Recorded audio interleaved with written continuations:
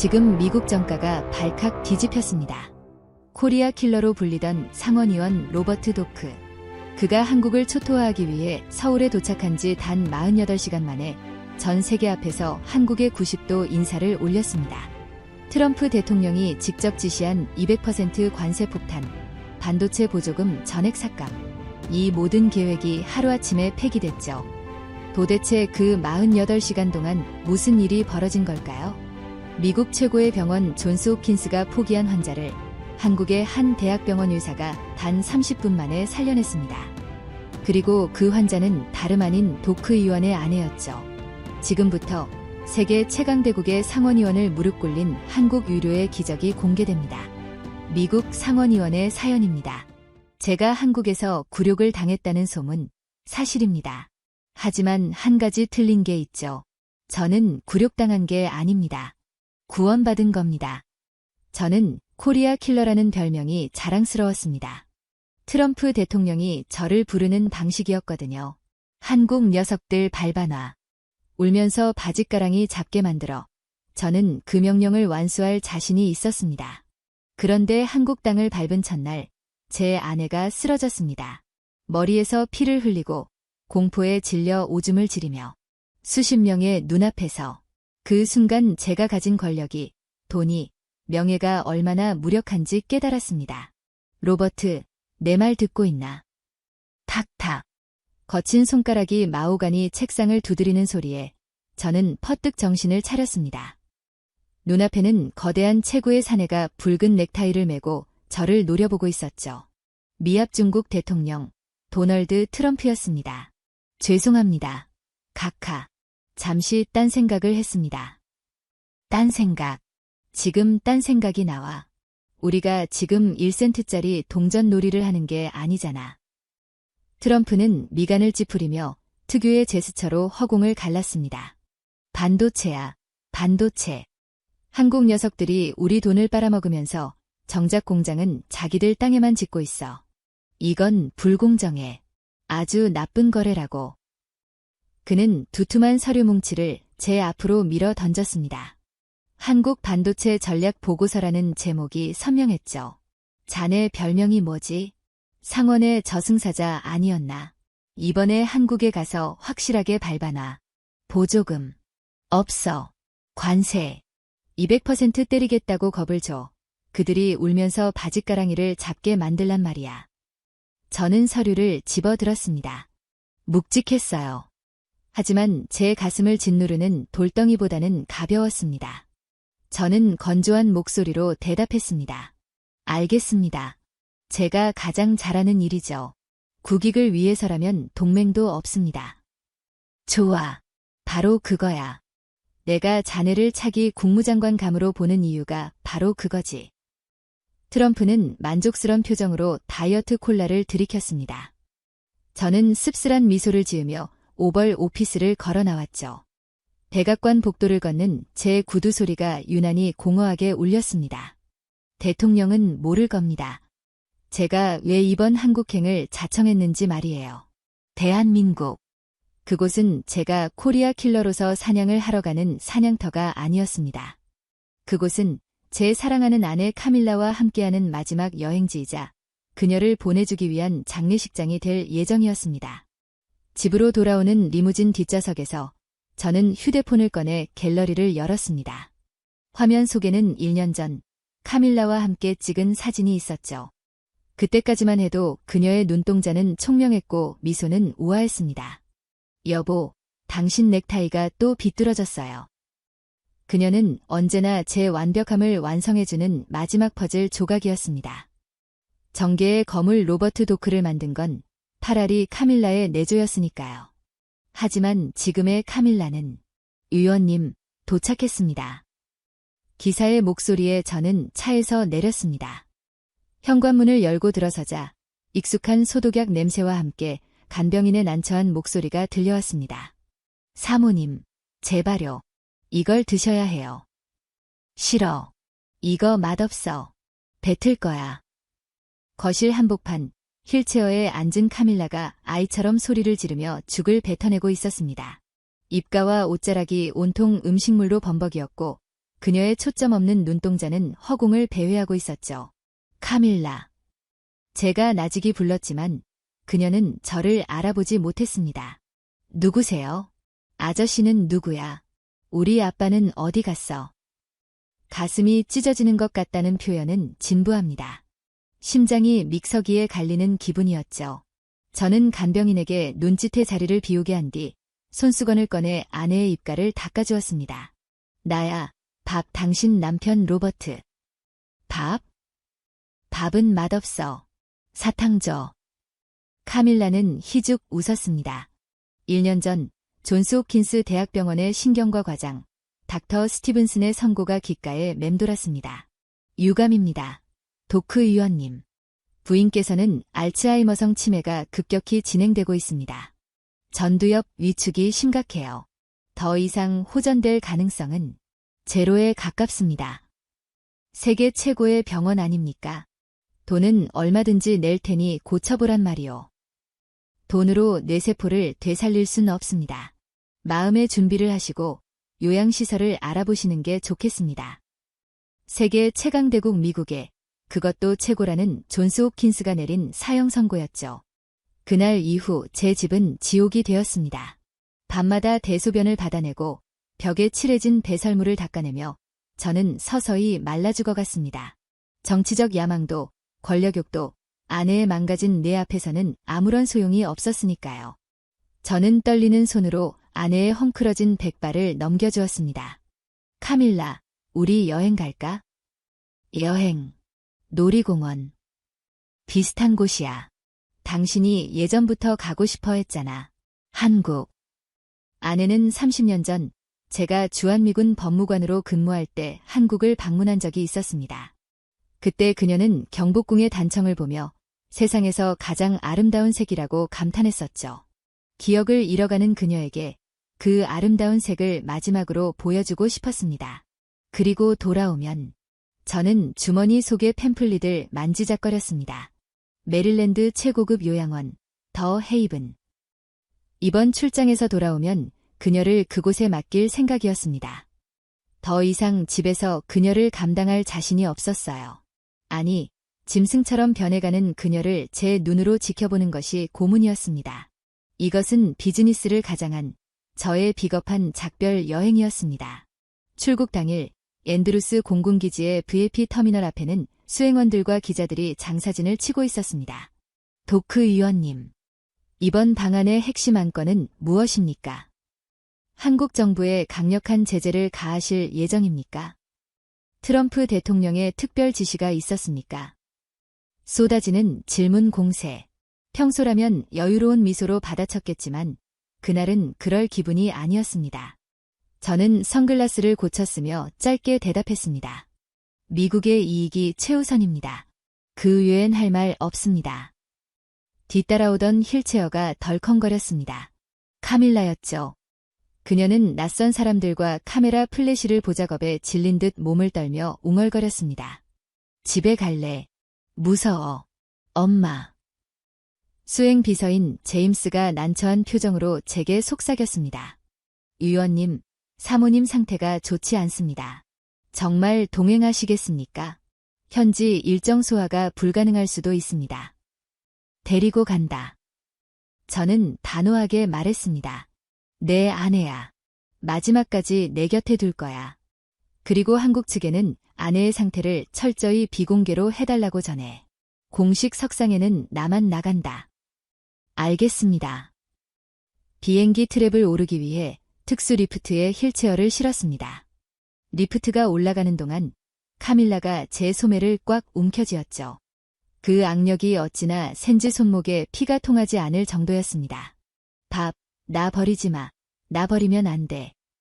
순간 심장이 쿵 내려앉았습니다. 치매에 걸려 인지 능력이 3세 수준으로 떨어졌음에도 그녀의 본능은 느끼고 있는 걸까요? 제가 그녀를 요양원에 버리려 한다는 사실을. 저는 억지로 미소를 지으며 그녀의 손등에 키스했습니다. 거짓말이 입 밖으로 흘러나왔죠. 절대 안 버려. 약속할게. 거짓말쟁이. 위선자. 로버트 도크, 넌 쓰레기야. 내면의 목소리가 저를 비난했습니다. 저는 도망치듯 비행기 안으로 들어갔습니다. 태평양 상공 1만 미터. 저는 1등석 좌석에 앉아 위스키를 스트레이트로 들이켰습니다. 알코올이 식도를 타고 흐르며 찌릿한 통증을 주었지만 머릿속의 복잡함은 사라지지 않았죠. 옆 좌석의 카밀라는 진정제를 맞고 잠들어 있었습니다. 잠든 얼굴은 1년 전과 다를 바 없이 평온했어요. 입을 열고 깨어나지만 않는다면 그녀는 여전히 저의 우아한 카밀라였습니다. 저는 서류 가방에서 트럼프가 던져준 보고서를 꺼냈습니다. 한국 반도체 산업 규제 및 관세 부과 계획안. 내용은 잔인했습니다. 한국 기업들의 숨통을 조이고 기술 이전을 강제하며 보조금을 전액 삭감한다는 내용. 이것이 시행되면 한국 경제는 희청일 겁니다. 저는 이 칼자루를 쥐고 서울로 향하고 있었죠. 미안하네, 한국 친구들. 저는 중얼거렸습니다. 나에겐 당신네 나라 사정보다 내 아내의 마지막 여행이 더 중요해. 나는 가서 적당히 겁을 주고 당신들이 굴복하는 서류에 서명만 받아낼 거야. 그리고 남는 시간은 아내의 힐체어를 밀며 경복궁이나 거닐겠지. 그때 기체가 심하게 흔들렸습니다. 난기류였죠. 잠들어 있던 카밀라가 신음하며 몸을 뒤척였습니다. 그녀의 발이 허공을 휘젓다가 제 정강이를 툭 쳤습니다. 저는 그녀의 발을 보았습니다. 퉁퉁 부어있는 발목, 그리고 이상하게 뒤틀린 발가락. 존스 홉킨스의 의사들은 운동 부족으로 인한 근육 약화라고 했습니다. 그런데 이상했죠. 최근 들어 카밀라의 걸음걸이는 단순히 힘이 없는 게 아니었습니다. 마치 바닥에 강력한 자석이 깔려있는 것처럼 발을 떼는 것조차 힘겨워했으니까요. 단순한 노화인가? 저는 고개를 저었습니다. 유학적 지식이 없는 제가 뭘 알겠습니까? 세계 최고의 의사들이 알츠하이머라고 했고 내가 죽어가고 있다고 했으니 제가 할 수 있는 건 그저 결과를 받아들이는 것뿐이었죠. 기장의 안내방송이 흘러나왔습니다. 승객 여러분, 우리 비행기는 곧 대한민국 인천국제공항에 착륙합니다. 현재 서울의 날씨는 호우주의보가 발령된 상태입니다. 비가 많이 오고 있으니 주의하시기 바랍니다. 비. 불길한 예감이 스쳐 지나갔습니다. 창밖을 내다보니 칠흑 같은 어둠 속에 빗줄기가 창문을 사정없이 때리고 있었습니다. 마치 제가 한국에 가져갈 재앙을 예고하듯이 말이죠. 이때는 꿈에도 몰랐습니다. 이 비가 저와 제 아내의 운명을 송두리째 바꿔놓을 서막이라는 것을요. 그리고 제가 파괴하러 가는 그 나라, 대한민국에서 신의 손을 가진 유이사를 만나게 될 것이라는 사실을 말입니다. 비행기 바퀴가 활주로에 닿으며 쿵 하는 충격음이 들렸습니다. 지옥이자 천국이 될 땅, 한국에 도착한 것이었죠. 다음 날 아침, 서울의 하늘은 뚫린 것 같았습니다. 호텔 창밖으로 보이는 것은 회색빛 물의 장막뿐이었죠. 뉴스에서는 100년 만에 기록적 폭우라는 자막이 붉은색으로 깜빡이고 있었습니다. 빌어먹을 날씨군. 저는 넥타이를 매며 투덜거렸습니다. 거울 속에 비친 제 얼굴은 푸석했습니다. 시차 적응 실패 탓이 아니었어요. 밤새 카밀라가 낯선 잠자리에 적응하지 못하고 비명을 질러댔기 때문이었습니다. 밥, 집에 갈래. 여기 무서워. 천장에 귀신이 있어. 그녀는 호텔방의 샹들리에를 보며 공포에 떨었습니다. 저는 밤새 그녀의 손을 잡고 저건 그냥 전등이야 라고 수백 번 속삭여야 했습니다. 지금 그녀는 지쳐서 곤히 잠들어 있었죠. 유 의원님, 출발하셔야 합니다. 평택 반도체 공장 시찰 일정이 30분 뒤입니다. 제임스가 문을 두드렸습니다. 저는 재킷을 걸치며 침대 쪽을 돌아보았습니다. 간병인이 카밀라의 기저귀를 갈아입힐 준비를 하고 있었죠. 카밀라, 나 다녀올게. 얌전히 있어. 제가 말하자 잠든 줄 알았던 카밀라가 벌떡 일어났습니다. 안 돼. 가지 마. 나도 갈래.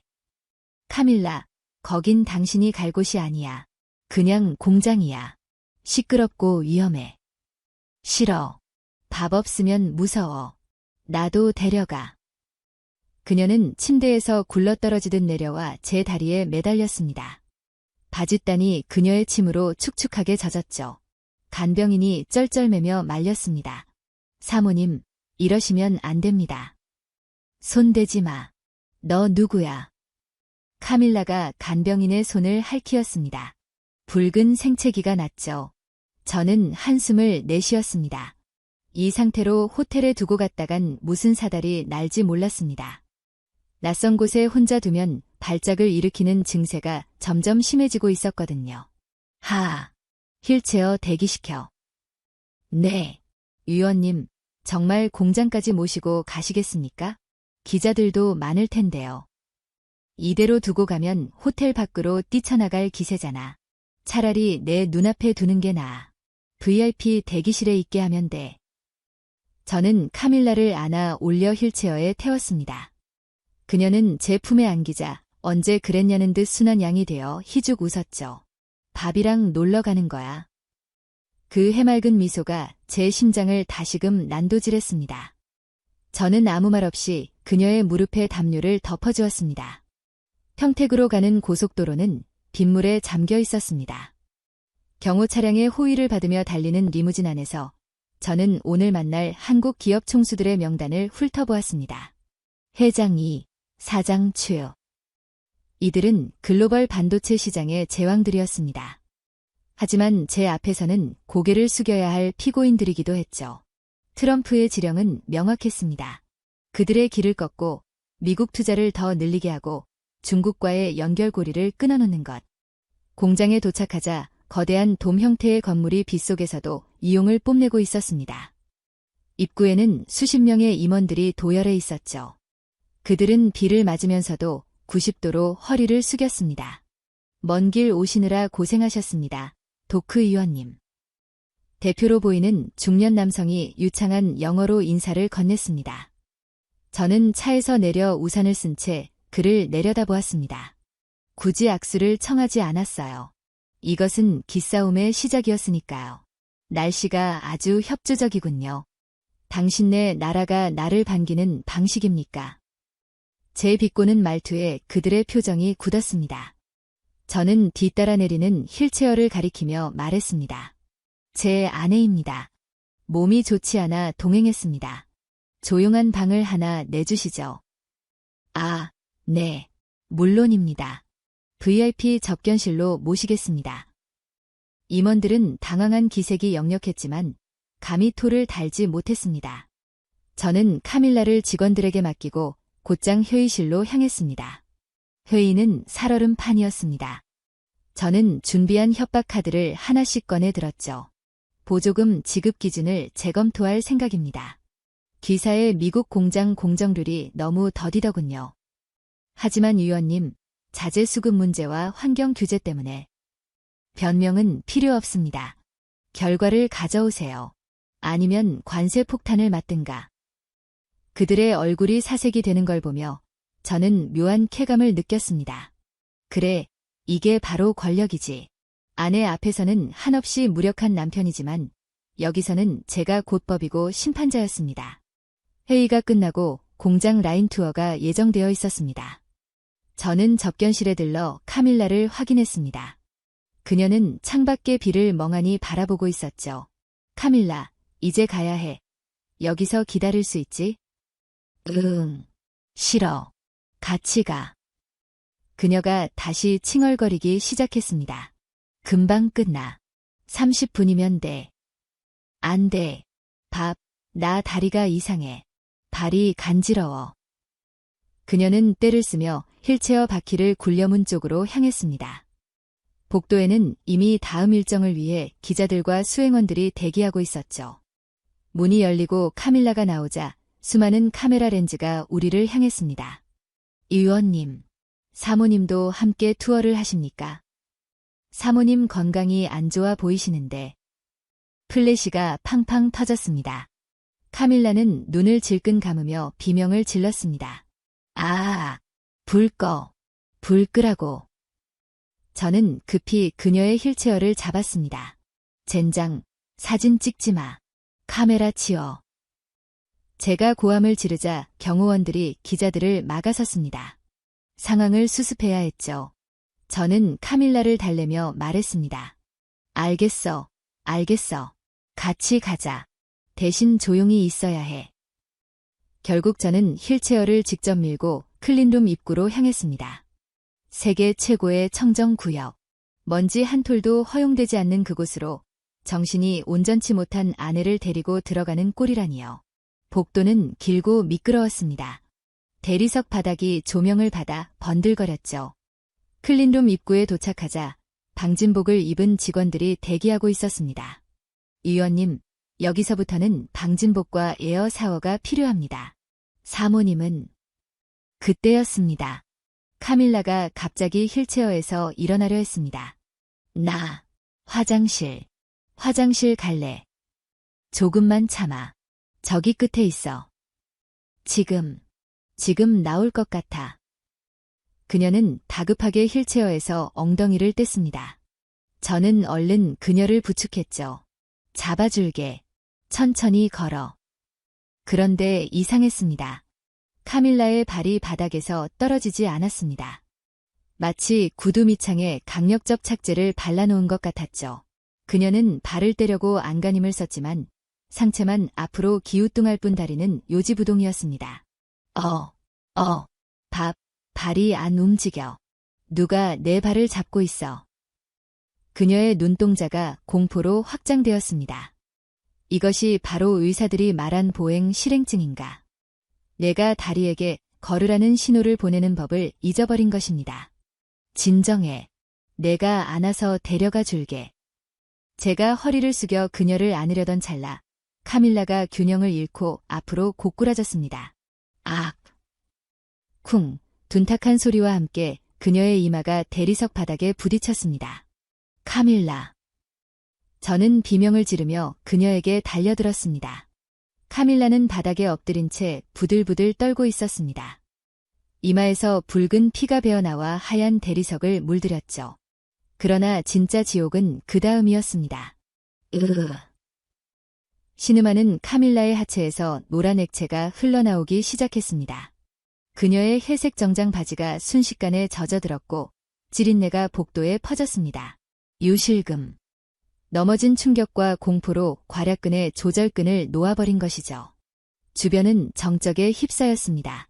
한국 기업의 임원들, 수행비서들, 멀리서 지켜보던 기자들까지.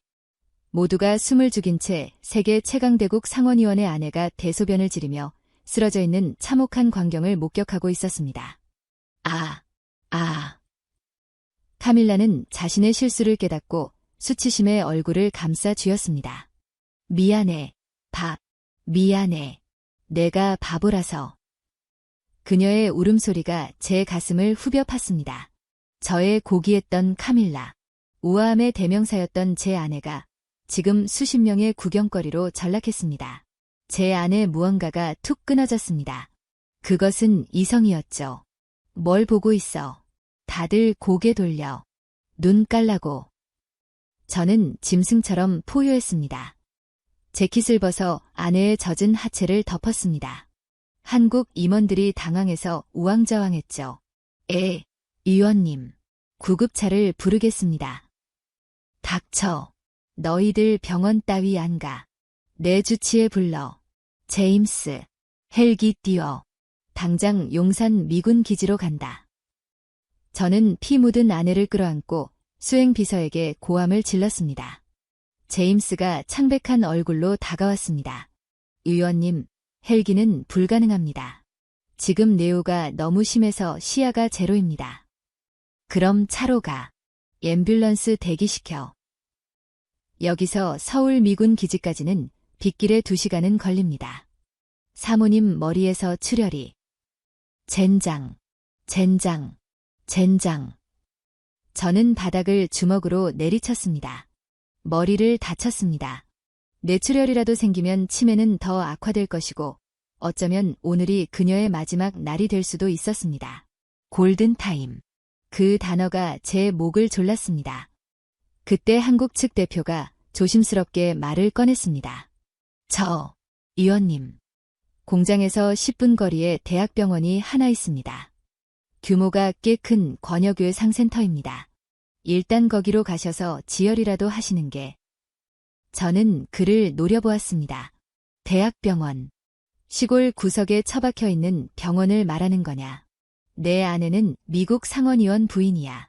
너희들 실험 대상으로 삼을 수 없단 말이다. 하지만 지금은 선택의 여지가 없습니다. 피를 너무 많이 흘리십니다. 그의 말이 맞았습니다. 카밀라의 얼굴은 이미 백지장처럼 하얗게 질려 있었고 눈이 스르르 감기고 있었으니까요. 밥, 주워. 집에 가자. 그녀의 목소리가 점점 작아졌습니다. 저는 입술을 깨물었습니다. 자존심, 정치적 위상, 그딴 건 개나 줘버려라. 일단 살려야 했습니다. 차 대기시켜. 저는 이를 갈며 말했습니다. 그 병원으로 간다. 하지만 명심해. 만약 내 안에 털끝 하나라도 잘못 건드리면 당신네 반도체 공장 문 닫을 각오 해야 할 거야. 구급차 사이렌 소리가 빗소리를 뚫고 울려 퍼졌습니다.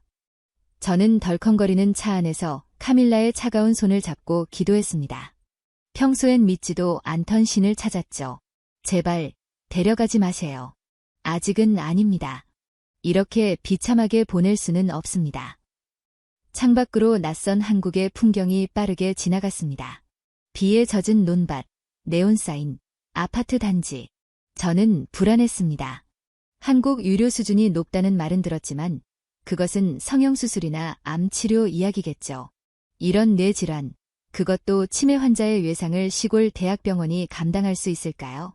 존스 홉킨스도 포기했어. 어차피 가망이 없는 건가. 절망적인 생각이 꼬리를 물었습니다. 차라리 제가 죽는 게 나을 것 같았어요. 환자분, 혈압이 떨어지고 있습니다. 과속 좀 해주세요. 응급구조사의 외침에 제 심장이 덜컥 내려앉았습니다. 잠시 후 구급차가 급정거하며 멈춰 섰습니다. 오호대학교병원 권역외상센터. 비에 젖은 간판이 번들거렸죠. 뒷문이 열리고 하얀 가운을 입은 의료진들이 쏟아져 나왔습니다. 그들은 마치 군인처럼 일사불란하게 카밀라의 이동식 침대를 끌어내렸습니다. 저는 그들의 뒤를 쫓아 빗속을 달렸습니다. 응급실 자동문이 열리며 소독약 냄새가 훅 끼쳐왔죠. 이곳이 제 아내의 마지막 종착역이 될지 아니면 기적의 시작점이 될지 그때는 아무도 알 수 없었습니다. 하지만 한 가지 확실한 건 제가 곧 마주하게 될 그 의사.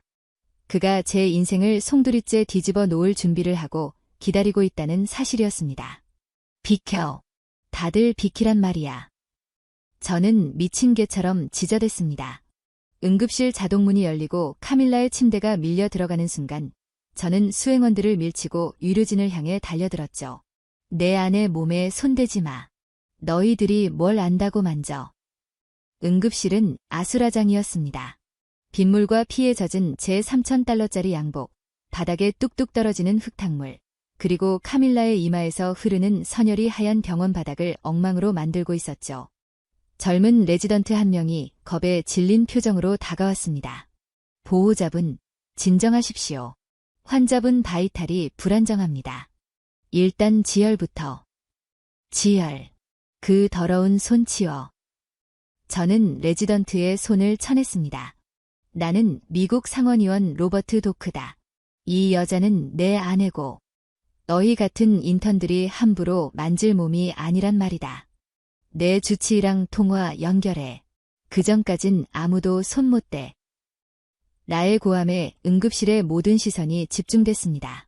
다른 환자들도, 간호사들도, 경비원들도 얼어붙었죠. 저는 알고 있었습니다. 제가 지금 추악한 진상을 부리고 있다는 것을요. 하지만 두려웠습니다. 이 낯선 시골 병원에서 카밀라를 잘못 건드렸다가 영영 그녀를 잃게 될까 봐 말입니다. 그때 수행비서 제임스가 헐레벌떡 뛰어와 제게 전화기를 내밀었습니다. 의원님, 존스 홉킨스 스티븐슨 박사님과 연결됐습니다. 저는 전화기를 낚아채듯 귀에 갖다 댔습니다. 닥터, 지금 상황 들었어? 카밀라가 넘어졌어. 머리가 찢어졌고 요실금을 했어. 의식이 오락가락해. 당장 지시를 내려줘. 이 한국 의사놈들이 엉뚱한 짓 못하게. 수화기 넘어 스티븐슨의 목소리는 침착하다 못해 냉소적이었습니다. 진정하세요, 의원님. 부인의 병세를 고려하면 낙상은 언제든 일어날 수 있는 일입니다. 뇌가 위축되면서 균형 감각이 사라졌으니까요. 뇌출혈 여부만 확인하시고 만약 출혈이 없다면 그냥 진통제 놓고 안정 취하게 하세요. 어차피 알츠하이머 말기 환자에게 할 수 있는 건 없습니다. 뭐? 할 수 있는 게 없다고. 네, 수술을 한다고 뇌세포가 살아나는 것도 아니고 그냥 편안하게 해주는 게 최선입니다. 미국으로 후송할 때까지 숨만 붙어있게 하세요. 전화가 끊어졌습니다. 숨만 붙어있게 하라니. 그게 주치의가 할 소리인가요? 저는 망연자실하여 전화기를 떨구었습니다. 젠장. 저는 바닥에 주저앉아 머리를 감싸 쥐었습니다. 카밀라의 신음소리가 귓가에 맴돌았죠. 거대한 무력감이 저를 덮쳤습니다. 제가 가진 권력으로도 돈으로도 아내의 망가진 뇌를 고칠 순 없었습니다. 비키십시오. 그때 낮고 묵직한 목소리가 제 정수리 위로 떨어졌습니다. 고개를 들자 날카로운 눈매의 동양인 남자가 저를 내려다보고 있었죠. 가운에 적힌 이름은 신경외과 교수 강진혁. 그는 저를 거들떠보지도 않고 카밀라의 침대로 다가갔습니다.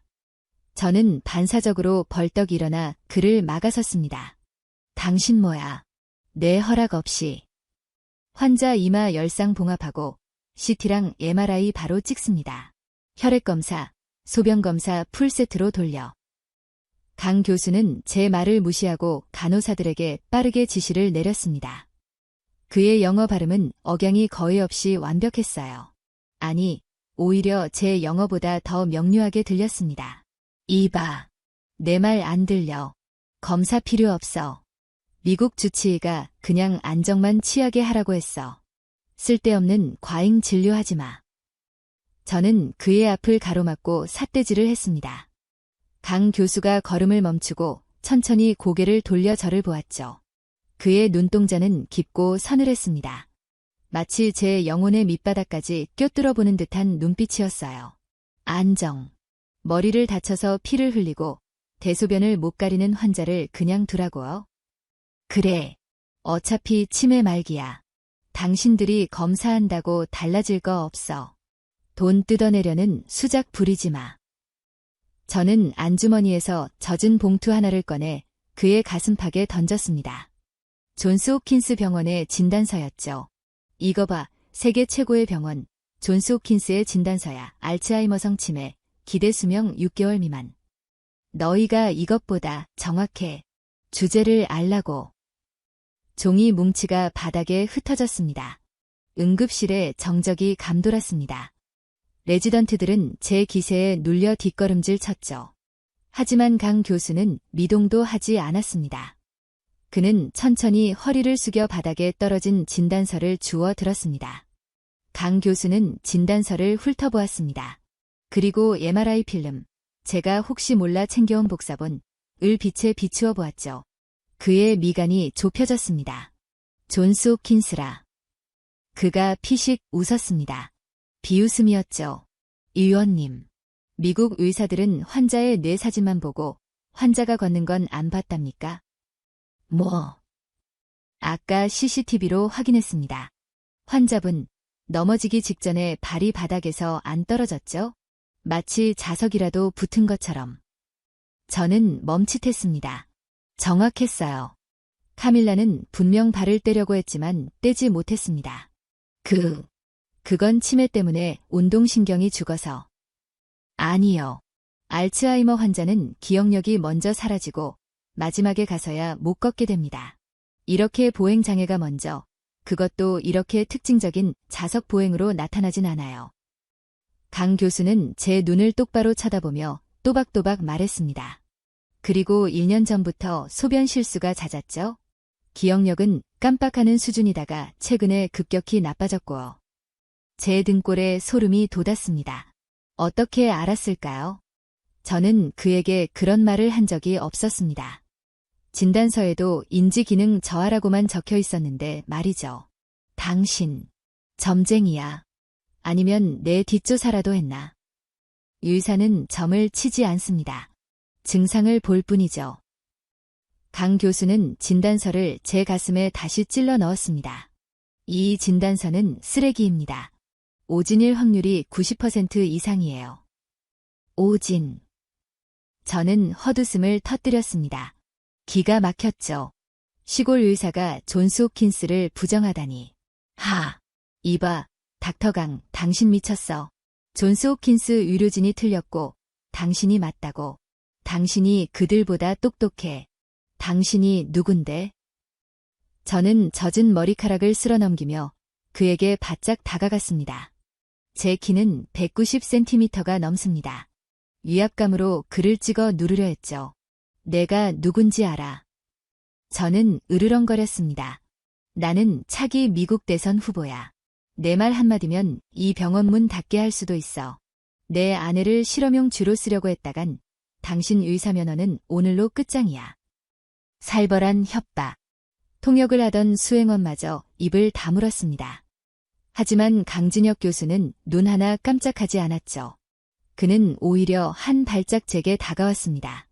의원님. 그의 목소리는 낮았지만 응급실 전체를 울릴 만큼 단단했습니다. 여기는 백악관이 아닙니다. 응급실입니다. 그는 손가락으로 카밀라를 가리켰습니다. 그리고 저 환자는 당신의 유권자가 아니라 살려달라고 비명 지르고 있는 사람입니다. 미국에서 당신이 왕일지 몰라도 여기선 제가 법입니다. 제 구역에 들어온 이상 제 룰을 따르십시오. 그는 제 어깨를 툭 치고 지나갔습니다. 살리고 싶으면 비키세요. 아니면 지금 당장 데리고 나가서 장례식 치를 준비나 하시든가. 머리를 한 대 얻어맞은 것 같았습니다. 지금껏 수많은 정적들과 싸워봤고 트럼프 앞에서도 기죽지 않았던 저였습니다. 그런데 이 낯선 땅의 의사 앞에서 저는 압도당했습니다. 그의 눈빛에는 살릴 수 있다는 확신, 그리고 의사로서의 오만하리만큼 당당한 자부심이 서려 있었죠. 살리고 싶으면. 그 말이 제 심장에 꽂혔습니다. 저는 고개를 돌려 카밀라를 보았습니다. 그녀는 고통스러운 듯 얼굴을 찌푸린 채 헐떡이고 있었죠. 스티븐스는 할 수 있는 게 없다고 말했습니다. 하지만 이 남자는 오진이다라고 말했습니다. 만약, 아주 만약에 1%의 확률이라도 있다면 강 교수가 레지던트들과 함께 침대를 밀고 MRI실로 이동하려 했습니다. 저는 다급하게 그의 팔을 잡았죠. 아까와는 다른 절박한 손길이었습니다. 잠깐. 강 교수가 멈춰 섰습니다. 저는 떨리는 목소리로 물었습니다. 정말 치매가 아닐 수도 있어. 검사해보면 압니다. 30분이면 됩니다. 저는 마른 침을 삼켰습니다. 자존심. 그딴 건 이미 빗물에 씻겨 내려갔죠. 저는 지푸라기라도 잡는 심정으로, 아니 물에 빠진 사람이 구조받지를 보듯 그를 바라보았습니다. 좋소. 검사해. 뭐든 다 해. 저는 이를 악물고 덧붙였습니다. 하지만 명심해. 만약 당신이 틀렸다면, 내 아내에게 고통만 더 줬다면 나는 정말로 당신을 파멸시킬 거야. 저의 마지막 발악 같은 경고에 강 교수는 입꼬리를 살짝 올렸습니다. 야후. 그것은 실력 있는 자만이 가질 수 있는 여유였죠. 파멸시킬 힘 아껴두십시오. 나중에 저한테 감사하다고 절할 때 쓰셔야 할 테니까. 그는 뒤도 돌아보지 않고 카밀라의 침대를 밀고 복도 끝으로 사라졌습니다. 텅 빈 응급실 홀에 저만 덩그러니 남겨졌죠. 심장이 미친 듯이 뛰고 있었습니다. 분노인지 두려움인지 아니면 희망인지 모를 감정이 제 안에서 소용돌이 쳤습니다. 저는 젖은 손으로 얼굴을 감쌌습니다. 신이시여, 제발 저 건방진 의사가 맞기를. 제발 내가 틀렸기를. 한국에 온 이후 처음으로 저는 제 패배를 간절히 기도했습니다. MRI 기계가 웅웅거리는 소리가 멈췄습니다. 저에게는 그 시간이 10년처럼 느껴졌죠. 대기실 의자에 앉아 초조하게 다리를 떨고 있는 제 손에는 식은땀이 흥건했습니다. 만약 저 의사가 틀렸다면, 만약 또다시 희망 고문만 당하고 끝난다면, 불안감이 독사처럼 제 목을 감아올 때쯤 검사실 문이 열리고 강진혁 교수가 걸어 나왔습니다. 그의 손에는 방금 찍은 따끈따끈한 MRI 필름이 들려 있었죠. 저는 스프링처럼 튀어 올랐습니다. 결과는 뇌출혈이야. 아니면... 강 교수는 대답 대신 필름을 라이트 박스에 꽂았습니다. 그리고 옆에 제가 가져온 미국 존스 홉킨스의 MRI 사진을 나란히 걸었죠. 의원님, 이 약을 몰라도 눈이 있다면 비교해 보십시오. 그는 볼펜으로 두 사진을 번갈아 가리켰습니다. 왼쪽이 1년 전 미국 사진, 오른쪽이 방금 찍은 사진입니다. 뭐가 다릅니까? 저는 눈을 가늘게 뜨고 사진을 들여다보았습니다. 까만 뇌 사진. 제 눈엔 그저 리게 생물체의 해부도처럼 보였습니다. 하지만 자세히 보니 확연히 다른 점이 하나 있었죠. 뇌 한가운데 있는 저 까만 구멍. 저게 훨씬 커졌군. 빙고. 강 교수가 손가락을 튕겼습니다. 이 까만 구멍이 뇌실입니다. 뇌척수액이 차 있는 공간이죠. 알츠하이머는 뇌세포 자체가 죽어서 뇌 전체가 쪼그라드는 병입니다. 하지만 부인의 뇌는 쪼그라들지 않았습니다. 그는 펜으로 뇌의 가장자리를 따라 그렸습니다. 보세요. 뇌주름은 여전히 팽팽합니다. 대신 뇌실에 물이 너무 많이 차서 그 물주머니가 뇌를 안에서 밖으로 밀어내고 있는 겁니다. 그게 무슨 뜻이요? 뇌가 죽은 게 아니라 물에 눌려 기절해 있다는 뜻입니다. 우린 이걸 정상압 수두증이라고 부릅니다. 수두증, 물뇌증. 처음 듣는 단어였습니다. 그럼 치매가 아니란 말이요. 증상은 치매와 비슷하지만 원인은 완전히 다릅니다. 그리고 가장 중요한 차이점이 하나 있죠. 강 교수는 저를 보며 짧게 웃었습니다. 알츠하이머는 불치병이지만 이건 수술로 고칠 수 있는 병이라는 겁니다. 심장이 쿵쾅거렸습니다. 고칠 수 있다니. 1년 동안 저를 지옥으로 몰아넣었던 그 병이 치료 가능한 병이었다니요. 하지만 저는 곧바로 의심의 끈을 놓지 않았습니다. 미국 최고의 의료진도 놓친 걸 이 젊은 동양인 의사가 찾아냈다는 게 믿기지 않았거든요. 증명해봐. 저는 떨리는 목소리로 말했습니다. 말로만 떠들지 말고 증명해보라고. 만약 수술했다가 잘못되면 내 아내 머리에 칼을 댔다가 영영 못 깨어나면 당신이 책임질 거야. 그래서 확인을 해보려는 겁니다. 칼 대기 전에. 강 교수는 간호사에게 카트를 가져오라고 손짓했습니다. 카트 위에는 길고 얇은 바늘과 주사기들이 놓여 있었죠. 지금부터 탭 테스트를 할 겁니다. 척추 마취할 때처럼 허리에 바늘을 꽂아서 뇌실에 차 있는 물을 30큐빅센티미터에서 40큐빅센티미터 정도 빼낼 겁니다. 척추에 바늘을. 네, 뇌랑 척추는 연결돼 있으니까요. 여기서 물을 빼주면 뇌를 누르던 압력이 일시적으로 줄어듭니다. 만약 제 진단이 맞다면 그는 손목시계를 두드렸습니다. 물을 빼고 딱 30분에서 1시간 뒤 부인께서는 거짓말처럼 정신이 돌아올 겁니다. 30분, 라면 하나 끓여 먹고 커피 한 잔 마실 시간. 그 짧은 시간에 1년의 악몽이 끝날 수 있다고요. 저는 마른 침을 삼켰습니다. 해봅시다. 저는 제 운명을, 아니 카밀라의 생명을 그에게 걸기로 했습니다. 처치실 침대에 카밀라가 새우등처럼 구부리고 누워 있었습니다. 그녀는 진정제 기운 때문에 반쯤 잠들어 몽롱한 상태였죠. 아프지 않게 해주시오. 걱정 마십시오. 강 교수는 능숙한 손놀림으로 카밀라의 등뼈 사이를 촉진하더니 망설임 없이 긴 바늘을 찔러 넣었습니다. 움찔, 카밀라의 몸이 떨렸지만 그는 동요하지 않았습니다. 곧이어 주사기 뒤쪽으로 맑고 투명한 액체가 차오르기 시작했습니다. 뇌척수액이었습니다. 제 아내의 기억을, 보행을, 존엄을 짓누르고 있던 그 투명한 물. 강 교수는 주사기 3개 분량의 액체를 뽑아냈습니다. 끝났습니다. 그는 바늘을 뽑고 거즈를 붙였습니다. 그리고 카밀라를 똑바로 눕혔죠. 이제 기다리는 일만 남았습니다. 저는 침대 옆 의자에 주저앉았습니다. 벽에 걸린 시계는 오후 2시 10분을 가리키고 있었습니다. 2시 40분. 그때가 운명의 시간이었습니다. 시간은 더디게 흘렀습니다. 1분이 1시간 같았죠. 빗소리는 여전히 창문을 때리고 있었고 처치실 안에는 심전도 모니터의 규칙적인 기계음만 울렸습니다. 강 교수는 나가지 않고 팔짱을 낀 채 카밀라를 지켜보고 있었습니다. 그 태연함이 저를 더 미치게 만들었죠. 사기꾼 아닐까?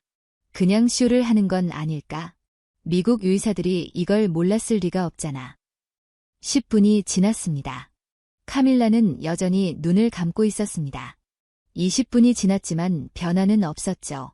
25분이 지났을 때 저는 참지 못하고 일어났습니다. 아무 변화도 없잖아. 당신, 날 속인 거지? 저는 강 교수의 멱살을 잡으려 했습니다. 시간 낭비였어. 당장 헬기 불러. 미군 기지로 갈 거야. 의원님, 시계를 보십시오. 아직 5분 남았습니다. 강 교수는 차갑게 대꾸했습니다. 기적은 라면 끓이는 시간보다 조금 더 걸립니다. 앉으세요. 그의 눈빛의 기세가 눌려 저는 다시 자리에 앉았습니다. 손톱을 물어뜯으며 카밀라를 바라보았죠. 제발 눈 좀 떠봐. 2시 40분. 약속한 30분이 지났습니다. 하지만 카밀라는 여전히 미동도 없었죠. 이 사기꾼 새끼. 저는 욕설을 내뱉으며 자리에서 일어났습니다. 제 희망이 산산조각 나는 소리가 들렸습니다. 끝났다. 저는 바보처럼 한국 의사의 혓바닥에 놀아난 것입니다. 제임스, 짐 챙겨. 나간다. 제가 고함을 치며 돌아선 순간이었습니다. 밥. 등 뒤에서 들려온 그 목소리는 작았지만 천둥소리보다 컸습니다. 저는 감전된 듯 멈춰 섰습니다. 천천히, 아주 천천히 고개를 돌렸죠. 침대 위, 카밀라가 눈을 뜨고 있었습니다. 그런데 그 눈은 1년 동안 보아왔던 그 텅 빈 죽은 물고기 같던 눈동자가 아니었습니다. 총명함, 생기, 그리고 저를 알아보는 명확한 인식. 20년 전 제가 사랑에 빠졌던 그 눈동자가 저를 보고 있었습니다. 카밀라? 저는 떨리는 다리로 침대 곁으로 다가갔습니다. 카밀라가 상체를 일으키려 했습니다. 머리가 좀 맑아진 것 같아. 근데 우리 여기 어디야? 호텔은 아닌 것 같은데. 그녀는 주위를 두리번거리더니 제 얼굴을 빤히 쳐다보았습니다. 그리고 제 넥타이로 손을 뻗었죠. 여보, 당신 넥타이 또 비뚤어졌네. 내가 중요한 미팅 땐 인저노트로 매라고 했잖아. 칠칠 맞기는. 그녀의 손길이 제 넥타이를 고쳐 매주었습니다. 익숙한 손길, 따뜻한 온기. 1년 전 치매 판정을 받기 전날 아침까지 매일 해주던 그 행동이었습니다. 아. 제 입에서 짐승 같은 탄식이 새어 나왔습니다. 다리에 힘이 풀렸습니다. 저는 침대 난간을 붙잡고 바닥으로 스르르 무너져 내렸습니다. 카밀라, 나 누군지 알겠어? 내가 누군지 보여? 무슨 소리야? 당신 내 남편 로버트잖아. 술 마셨어. 왜 헛소리를 해? 그녀는 피식 웃으며 제 헝클어진 머리카락을 쓸어 넘겨주었습니다. 그보다 밥. 나 너무 배고파. 스테이크 먹고 싶어. 여기 룸서비스대. 식욕. 치매에 걸린 후 음식 거부가 심해 억지로 죽만 먹이던 그녀가 스스로 배고픔을 느끼고 구체적인 메뉴를 요구했습니다. 이것은 뇌의 기능이 정상적으로 돌아왔다는 가장 확실한 증거였습니다. 으앙. 저는 카밀라의 허리를 끌어안고 울음을 터뜨렸습니다. 상원의원의 체면. 차기 대권 주자의 위험. 그딴 건 아무런 상관없었습니다. 저는 그저 잃어버린 아내를 되찾은 세상에서 가장 운 좋은 남편일 뿐이었으니까요. 여보. 왜 그래? 어디 아파? 왜 울어? 영문을 모르는 카밀라는 당황해서 제 등을 토닥거렸습니다. 그 손길조차 너무나 그리웠던 감각이었습니다. 저는 눈물 콧물 범벅이 된 얼굴로 고개를 들었습니다. 그리고 문가에 서 있는 강진혁 교수를 보았죠. 그는 팔짱을 낀 채 무덤덤한 표정으로 차트를 작성하고 있었습니다. 마치 이런 기적 따위는 매일 겪는 일상이라는 듯이 말이죠. 봤습니까? 강 교수가 펜을 멈추고 저를 보았습니다. 제가 뭘 했습니까? 치매 아니라고 했죠. 그의 건방진 말투. 하지만 지금 그 목소리는 저에게 천사의 나팔소리처럼 들렸습니다. 저는 무릎을 꿇은 채로 그를 향해 몸을 돌렸습니다. 그리고 바닥에 머리를 박았습니다. 한국식 큰절이었죠. 닥터. 아니, 선생님. 제 목소리는 떨리고 있었습니다. 미안합니다. 그리고 고맙습니다. 당신이 옳았습니다. 당신이 내 아내를, 나를 살렸습니다. 오만한 미국 상원의원 로버트 도크가 동양의 작은 병원 의사 앞에 무릎을 꿇은 순간이었습니다. 강 교수는 엷은 미소를 지으며 다가와 제 어깨를 잡고 일으켰습니다. 절은 나중에 퇴원할 때 하시고 지금은 수술 동의서에 사인부터 하시죠. 물 빼서 좋아진 건 일시적입니다. 영구적으로 좋아지려면 관을 심어야 합니다. 사인하겠습니다. 100장이라도 하겠습니다. 제 전 재산을 달라고 해도 드리겠습니다. 저는 울면서 웃었습니다. 창밖의 빗소리가 더 이상 재앙으로 들리지 않았습니다. 그것은 제 아내의 부활을 알리는 축포였습니다. 수술실로 이동합니다. 강진혁 교수의 지시에 따라 카밀라의 침대가 움직이기 시작했습니다. 저는 카밀라의 손을 놓지 못하고 수술실 입구까지 따라갔습니다.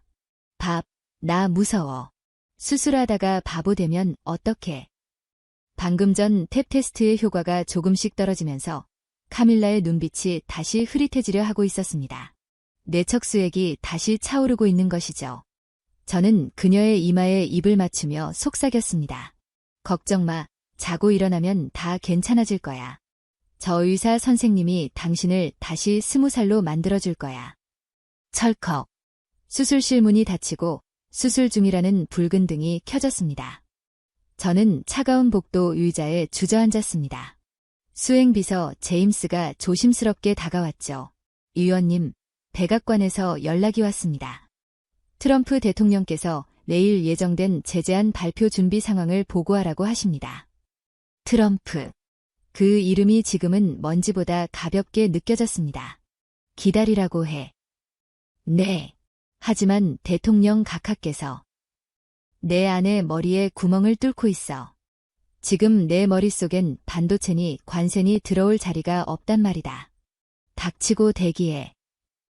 저는 고함을 질러 제임스를 물러나게 했습니다. 지금 저에게 중요한 건 미합 중국의 국익이 아니라 제 아내의 뇌 속에 꽃을 져 가느다란 튜브 하나였으니까요. 시간을 확인했습니다. 오후 4시. 미국이었다면 어땠을까요? 존스 홉킨스에 전화를 걸어 예약을 잡는 데만 2주, 전문의를 만나는 데 1달, 그리고 수술 날짜를 잡는 데 또 3달이 걸렸을 겁니다. 그 사이 카밀라의 뇌는 물에 잠겨 영영 돌아오지 못했을지도 모르죠. 그런데 여기 한국의 이 병원은 진단부터 수술까지 단 4시간 만에 일사천리로 진행되고 있었습니다. 빠르다. 그리고 망설임이 없다. 이것이 한국의 빨리빨리 문화인가요? 아니면 생명을 대하는 그들의 태도일까요? 저는 혼란스러웠습니다. 제가 깔보았던 이 작은 나라가 거대한 미국보다 생명 앞에서 더 민첩하게 움직이고 있었으니까요. 1시간 뒤. 붉은 등이 꺼지고 초록색 등이 들어왔습니다. 강 교수가 수술복 차림으로 걸어 나왔습니다. 마스크를 벗는 그의 얼굴에는 땀방울이 맺혀 있었지만 표정은 지루할 만큼 평온했습니다. 끝났습니다. 그 한마디가 제 심장을 관통했습니다. 성공입니까? 션트 밸브는 아주 잘 작동합니다. 뇌척수액이 복강으로 잘 빠져나가고 있어요. 압력 조절 장치도 완벽하게 세팅했습니다. 그는 장갑을 벗으며 무심하게 덧붙였습니다. 내일 아침이면 걸어 다니실 겁니다. 이번엔 자석 없이요. 저는 다리에 힘이 풀려 벽을 짚었습니다. 1시간, 고작 1시간 만에 1년의 악몽을 끝냈다고요. 고맙습니다. 정말 고맙습니다. 감사는 회복된 뒤에 하십시오. 지금은 중환자실로 옮길 겁니다. 오늘은 푹 주무시게 두세요. 강 교수는 쿨하게 돌아서려다 멈칫하더니 저를 돌아보았습니다. 참, 의원님. 점심은 드셨습니까? 네. 보호자가 쓰러지면 환자는 누가 봅니까? 병원 지하에 식당 있으니 밥 좀 드세요. 꼴이 말이 아니시네요. 그의 퉁명스러운 위로에 저는 왈칵 눈물이 쏟아질 뻔했습니다. 세계 최강대국의 상원의원인 저에게 밥 먹었냐고 물어봐 준 사람은 오늘 그가 처음이었으니까요. 다음 날 아침 VIP 병실의 창문을 통해 맑은 햇살이 쏟아져 들어오고 있었습니다. 어제 그 미친 듯한 폭우가 거짓말처럼 느껴졌죠. 저는 소파에서 쪽잠을 자다 부스럭거리는 소리에 눈을 떴습니다. 침대에서 카밀라가 몸을 일으키고 있었습니다.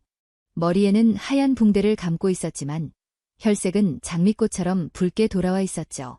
카밀라, 일어나지 마. 아직 안정을. 제가 달려가려는데 카밀라가 손을 들어 저를 제지했습니다. 괜찮아, 밥. 나 화장실 좀 다녀올게. 내가 부축해줄게. 휠체어 가져올게. 아냐, 혼자 갈 수 있을 것 같아. 그녀는 침대 난간을 잡고 천천히 발을 바닥에 내렸습니다. 저는 숨을 죽이고 그 발을 지켜보았습니다. 어제 공장 바닥에 본드처럼 붙어 떨어지지 않던 그 발, 과연 떨어질까요? 하나, 둘. 카밀라가 오른발을 가볍게 들어 앞으로 내디뎠습니다. 이어서 왼발. 그녀는 비틀거림 없이 아주 우아하고 가벼운 걸음으로 화장실을 향해 걸어갔습니다. 어머, 발이 가볍네. 날아갈 것 같아. 그녀가 뒤를 돌아보며 활짝 웃었습니다. 그 미소에는 1년간의 그림자가 털끝만큼도 남아있지 않았습니다. 세상에. 저는 입을 틀어막았습니다. 이것은 의학이 아니라 마법이었습니다. 화장실 문이 닫히고 잠시 후 물 내리는 소리가 들렸습니다. 스스로 용변을 보고 스스로 처리하고 스스로 걸어 나옵니다. 인간으로서의 존엄. 치매라는 병이 앗아갔던 그 최소한의 존엄을 한국 의사가 하룻밤 만에 되찾아준 것입니다. 화장실에서 나온 카밀라는 거울을 보며 머리의 붕대를 만지작거렸습니다. 밥, 나 머리 스타일이 이게 뭐야. 붕대가 너무 촌스러워. 예뻐. 세상에서 제일 예뻐. 저는 달려가 그녀를 으스러지게 끌어안았습니다. 그녀의 산푸 냄새, 따뜻한 체온. 살아있는 제 아내였습니다. 오후 해진 시간, 강진혁 교수가 병실에 들어왔습니다. 저는 그를 보자마자 자리에서 일어나 90도로 허리를 숙였습니다. 한국식 인사가 이제는 자연스러웠죠. 교수님, 제 아내가 걷습니다. 농담도 하고 아침 식사도 깨끗이 비웠습니다. 다행이네요. 수술 부위 소독하겠습니다. 강 교수는 담담하게 카밀라의 상처를 살폈습니다. 저는 그 모습을 보며 주머니에서 수표책을 꺼냈습니다. 교수님, 수술비가 얼마가 나오든 상관없습니다. 그리고 이건 제 개인적인 사례금입니다. 제 전 재산의 절반을 들여도 아깝지 않습니다. 저는 백지수표를 내밀었습니다. 하지만 강 교수는 쳐다보지도 않고 소독 거즈를 붙였습니다. 넣어두세요. 병원비는 원무과 가서 정산하시고 저는 제 월급 받고 일합니다. 하지만 이 은혜를 어떻게 갚아야 할지 정 갚고 싶으시면 강 교수가 고개를 들어 저를 보았습니다. 그 눈빛은 장난스러우면서도 뼈가 있었습니다. 우리나라 반도체 너무 괴롭히지 마십시오. 제 스마트폰 비싸지면 곤란하거든요. 저는 멍하니 그를 바라보다가 터져나오는 웃음을 참지 못했습니다. 하하하, 하하하. 눈물이 섞인 웃음이었죠. 알겠습니다. 약속하죠. 스마트폰 가격 절대 안 오르게 하겠습니다. 퇴원 수속을 밟는 동안 저는 병원 로비를 둘러보았습니다. 화려하지도 웅장하지도 않은 평범한 대학병원 로비였죠. 미국 5성급 호텔 같은 병원들과는 비교도 안 되는 시설이었습니다. 하지만 저는 깨달았습니다. 미국 병원들은 로비에 대리석을 깔고 환자에게 고객이라 부르며 천문학적인 청구서를 내밀지만 정작 생명을 살리는 속도는 거북이보다 느리다는 것을요. 반면 이곳은 어떻습니까? 시설은 소박하지만 시스템은 빛의 속도로 움직입니다. 의사는 권위적이지 않지만 실력은 신에 가깝죠. 의원님, 퇴원 수속 끝났습니다. 병원비가 좀 이상합니다. 제임스가 영수증을 들고 갸우뚱하며 다가왔습니다. 너무 비싼가? 100만 달러쯤 나왔나? 아니요. 수술비, 입원비, 특진비 다 합쳐서 3,000달러도 안 됩니다. 뭐? 저는 영수증을 낚아챘습니다. 0이 하나, 아니 2개는 빠진 것 같았습니다. 미국이었다면 앰뷸런스 비용만 해도 3,000달러는 나왔을 겁니다. 뇌수술을 했는데 고작 3,000달러라니. 이 나라, 도대체 정체가 뭐야? 저는 전율했습니다. 최고의 기술, 최고의 속도, 그리고 말도 안 되는 효율성. 이것이 바로 트럼프가 그토록 경계하던 한국의 경쟁력이었나요? 저는 카밀라의 휠체어를 밀고 병원 정문을 나섰습니다. 수많은 취재진이 우리를 기다리고 있었죠. 어제 빗속에서 대소변을 지르며 실려 들어왔던 패배자의 모습은 없었습니다. 저는 당당하게 그리고 결연한 표정으로 카메라 앞에 섰습니다. 이제 코리아 킬러 로버트 도크는 죽었습니다. 제 안에서 새로운 신념이 싹트고 있었으니까요. 제임스. 네, 의원님. 기자회견장으로 간다. 준비해둔 연설문은 전부 폐기해. 네. 그럼 무슨 말씀을 하시려고? 저는 건강하게 웃으며 손을 흔드는 카밀라를 바라보며 말했습니다. 진실을 말해야지. 내가 여기서 무엇을 목격했는지, 그리고 누가 진짜 퍼스트 클래스인지. 서울의 한 특급 호텔 그랜드 볼룸. 수백 개의 카메라 렌즈가 저를 향해 있었습니다. CNN, BBC, NHK, 그리고 수많은 한국 방송사들까지. 전 세계가 코리아 킬러의 입을 주목하고 있었습니다. 도크 의원님, 한국에 대한 강력한 제재안이 발표될 것이라는 소문이 사실입니까? 반도체 보조금 삭감은 확정된 겁니까? 질문들이 화살처럼 날아들었습니다. 단상의 선전은 양복 안주머니에서 미리 준비해 온 연설문을 꺼냈습니다.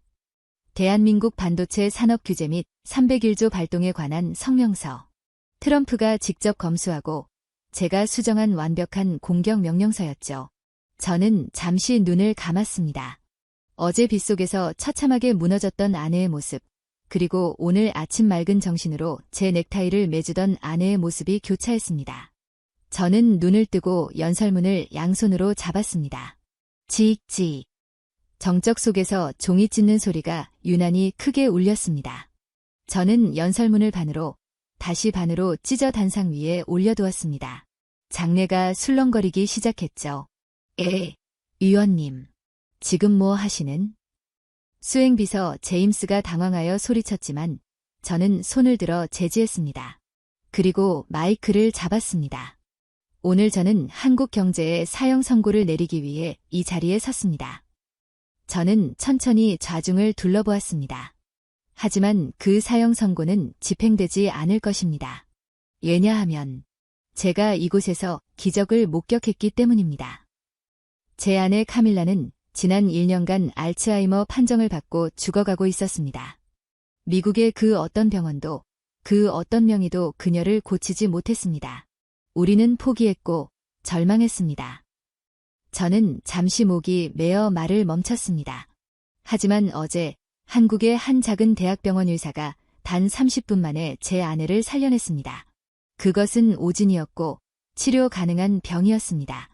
미국의 최첨단 시스템이 놓친 것을 한국의 의사는 놓치지 않았습니다. 저는 무대 뒤를 향해 손짓했습니다. 커튼이 열리고 카밀라가 걸어 나왔습니다.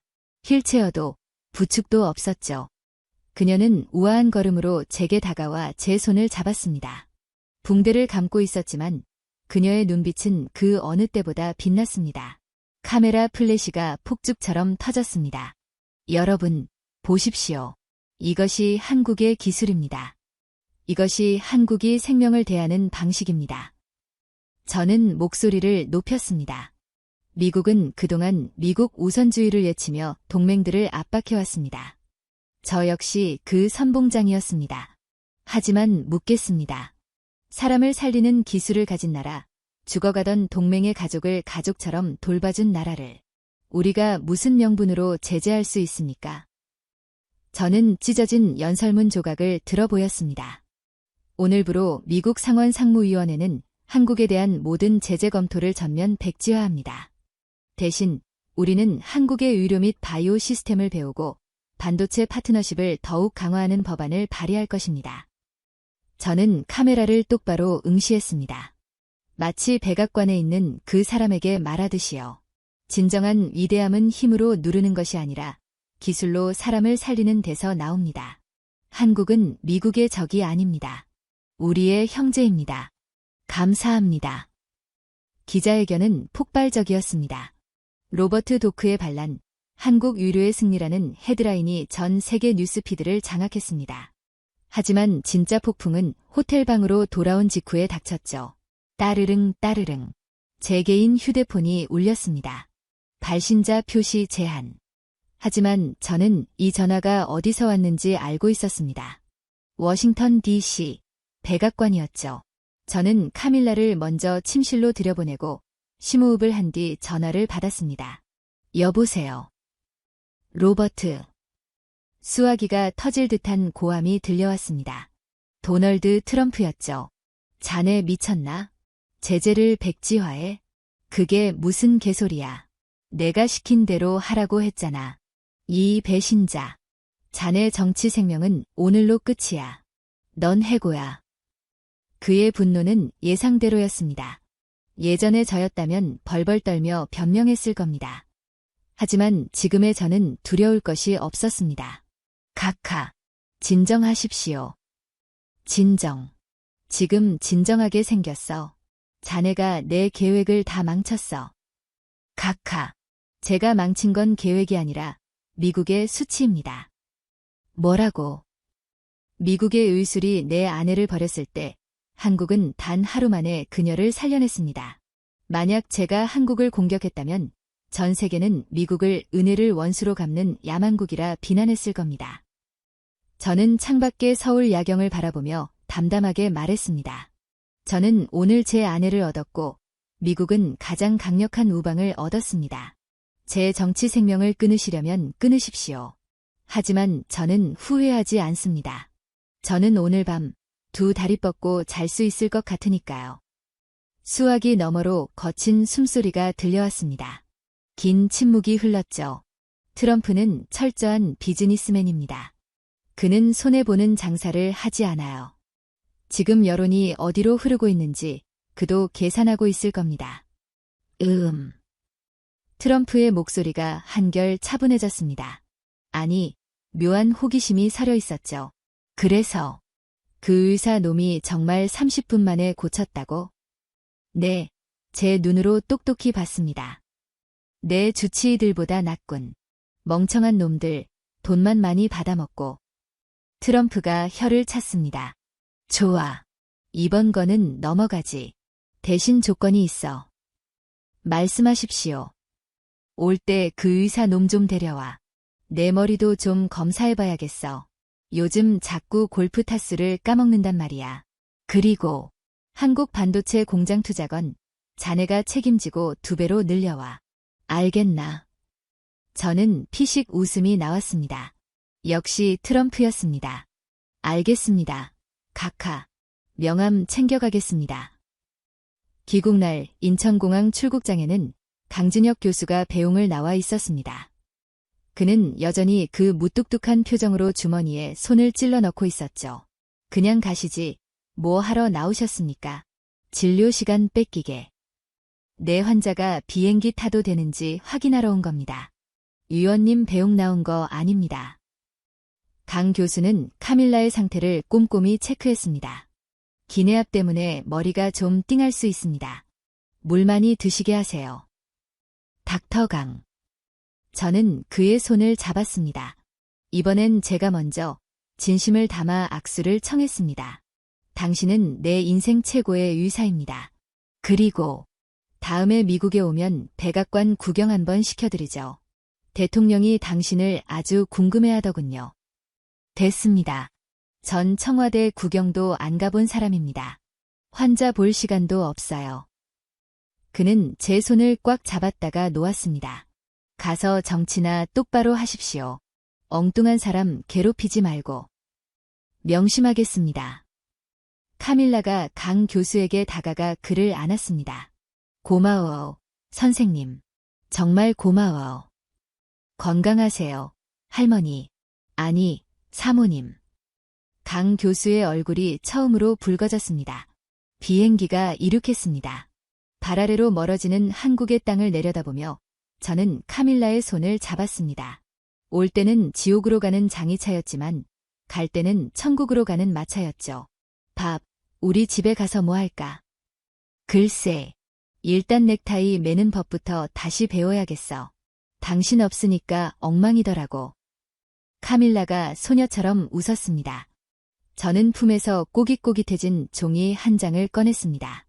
응급실에서 강 교수가 제게 던졌던 그 오진이라던 존스 호킨스의 진단서였죠. 저는 그것을 잘게 찢어 승무원이 치우러 온 쓰레기통에 던져 넣었습니다. 과거에 오만했던 로버트 도크도 그 쓰레기통에 함께 버렸습니다. 저는 이제 더 이상 코리아 킬러가 아니었습니다. 저는 로버트 도크, 사랑하는 아내 카밀라의 남편이자 대한민국이라는 기적의 나라를 사랑하게 된 친구였습니다. 안녕히, 한국. 그리고 고맙습니다. 비행기는 구름을 뚫고 찬란한 태양 속으로 날아올랐습니다. 저의, 그리고 우리의 제2의 인생이 시작되고 있었습니다. 어떻게 보셨나요? 코리아 킬러라 불리던 미국 상원의원이 한국의 무명 대학병원 의사 앞에서 무릎을 꿇었습니다. 세계 1위 병원 존스 호킨스가 불치병이라 선고한 환자를 한국 의사는 단 30분 만에 살려냈죠.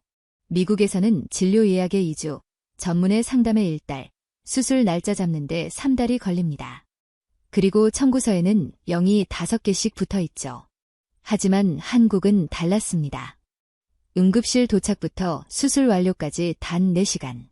뇌수술 비용은 3,000달러도 채 안 됐습니다. 이것이 바로 대한민국 의료의 진짜 경쟁력입니다. 화려한 로비도, 호텔 같은 병실도 아닙니다. 환자를 살리는 속도, 그리고 생명 앞에서 타협하지 않는 의사들의 실력. 그것이 전 세계가 한국 의료를 찾는 이유입니다. 트럼프 대통령은 한국을 밟으라고 명령했지만 결국 한국은 그의 채측근마저 무릎 꿇게 만들었습니다.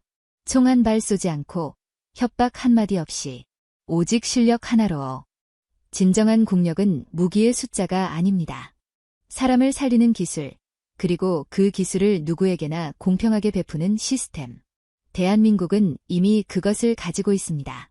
오늘 영상이 의미 있으셨다면 좋아요와 구독으로 응원 부탁드립니다. 대한민국의 또 다른 기적 같은 이야기로 다시 찾아뵙겠습니다. 시청해주셔서 감사합니다.